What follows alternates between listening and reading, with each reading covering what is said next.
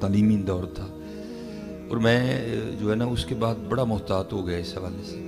اب درود پاک پڑھتے ہوئے ذرا زیادہ کوشش کرتا ہوں کہ دھیان رکھوں کہ بھائی حضور نبی علیہ الصلوۃ والسلام سن رہے ہیں. سیالکوٹ جہاں اس نالائق کی رہائش ہے نا، ہمارے گھر کے بالکل سامنے ہمارے علاقے کا ایک ہی قبرستان ہے. 2 قبرستان ہیں، ایک مسلمانوں کا ہے اور ایک عیسائیوں کا ہے. تو جو میرا گھر ہے وہ جو مسلمانوں کا قبرستان ہے نا، وہ اس کے بالکل سامنے ہے. تو ہماری اس قبرستان میں نا ایک بزرگ رہا کرتے تھے، تو جن کو لوگ جو ہے نا وہ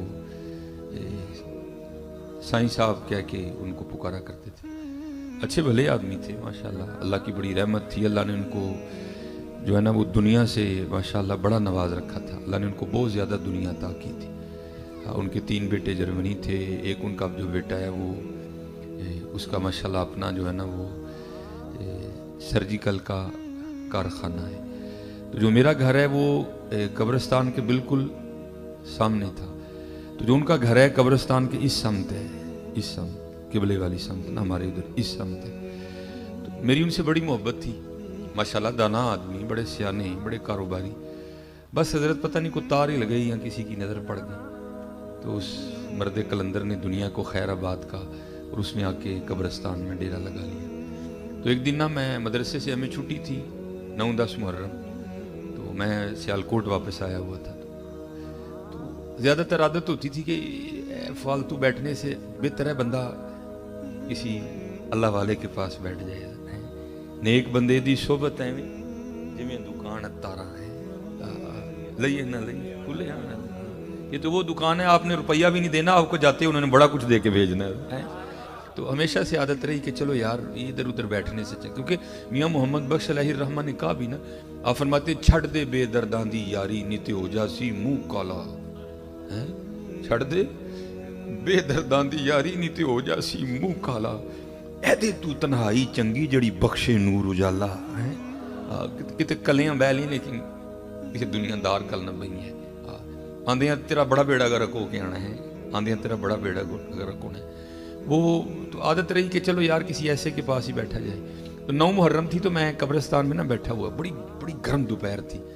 تو حضرت کا بھی پسینہ ان کی پیشانی سے ٹپک رہا تھا، تو میرا بھی ٹپک رہا تھا. تو کیونکہ میرا سامنے گھر تھا، ان کا اس سم تھا، میرا ذرا تھوڑا دور تھا، ان کا بالکل قریب تھا.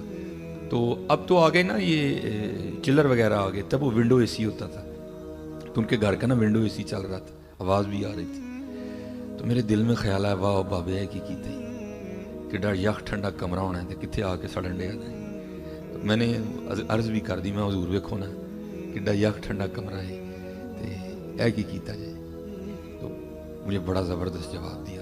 مجھے فرمان لگے مولوی سلیمان ایک گل تے دس. میں جناب وہ خیر و ٹھنڈا کمرہ چھڑ کے کتنے آنا ہے؟ میں جناب ایتھے ہی آنا ہے. فرمان لگے 4 مونڈیاں تے جو آنا ہی میں آپ ہی آ گیا. 4 مونڈیاں تے جو آنا سی میں آپ ہی آ گیا. اللہ حضرت میں آپ کو یہ تعلیم نہیں دینے آیا کہ آپ سارے قبرستان چلے جاؤ، اور نہ ہمارے نبی کریم علیہ السلام کی یہ تعلیم ہے.